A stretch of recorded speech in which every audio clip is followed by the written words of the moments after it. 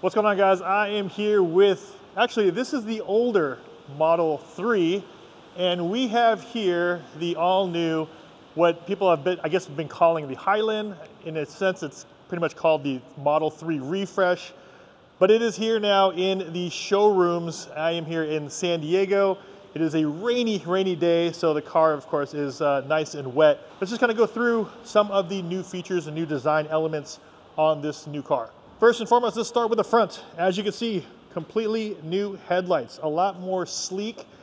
As far as the design, I feel like it is taken a lot more from the concept of the new Roadster. I'll flash some Roadster pictures up there, but it does feel like it's more along those lines compared to the older Model 3.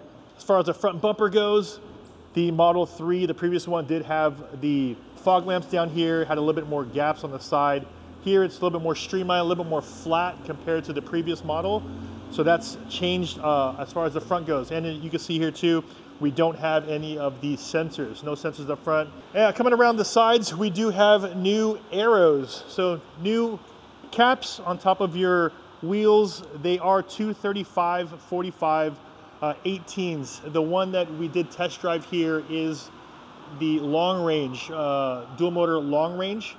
So they are 235/45 18s, and they are squared, which means it's the same all the way around.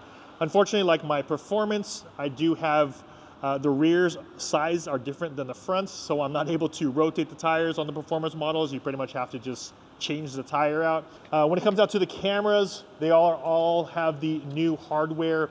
I believe it's the hardware 4 cameras. You can tell the difference with the cameras on this version compared to the previous one because they do have that red dot in there. On the back, we do have, actually, surprisingly, I didn't even notice it until later, is that we do have a much different bottom.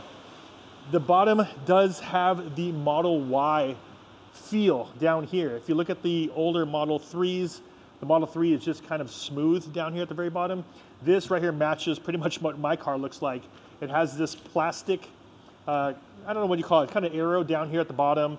You have the rear lights down here, but it is, I feel like it is a little bit more aggressive looking from the rear compared to the previous model, which I do like.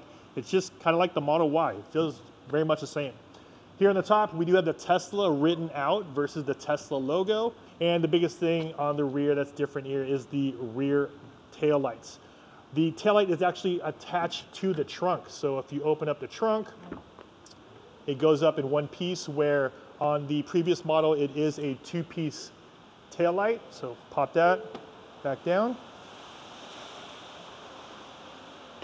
And of course, we have the charging port here on the side. Let's jump inside and show you some of the new things on the inside. The one thing I did notice when we were driving the car here, it is a lot quieter. The build, having just driven the Model 3 rent-a-car, which it probably is loud because of the fact that people just beat up the rent-a-cars, but this one is a lot quieter and it feels a lot more solid. I don't know if that explains things that much, but if you just get into a car that it just feels like it's a lot better build, the car feels like it is solid driving down the street.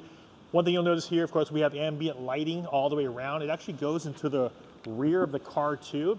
So we have ambient lighting all the way around. I do like this darker. I'm not sure if this is Alcantara black.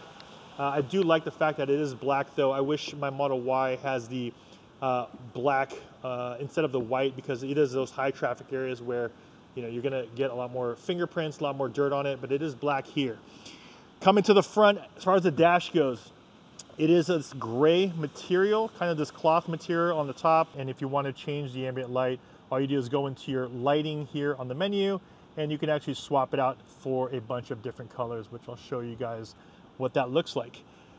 Moving over to the steering wheel, one thing I did notice is that, of course, you don't have any stalks. So when you're signaling, every single time I signal, I'm like kind of moving my hand like this and there's nothing there.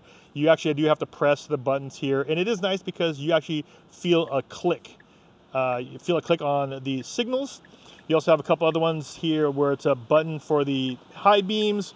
You also have the camera button here, wiper button here. So I do like the fact that they're bringing in a bunch of the most, I would say some of the most used controls here on the steering wheel. Also, the horn is brought to the middle. And as far as the interior goes, Most of this does feel pretty much the same, except we also have the ability now to change from park to reverse to drive. You have that up here. Of course, that's the secondary option. The first option is you're still going to be doing that and changing that here on the screen. In the center console, we do have an updated center console.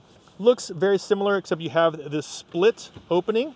One for the top, which goes that deep pocket. We have a 12-volt power here in the bottom.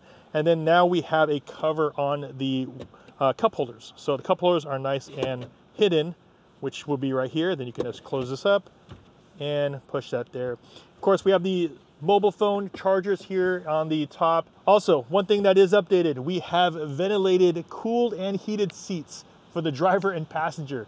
Really nice option, but I think for me, the more important thing is you have the ability for the rear guests to change your temperature, as far as change your fan speed from low, medium, and high.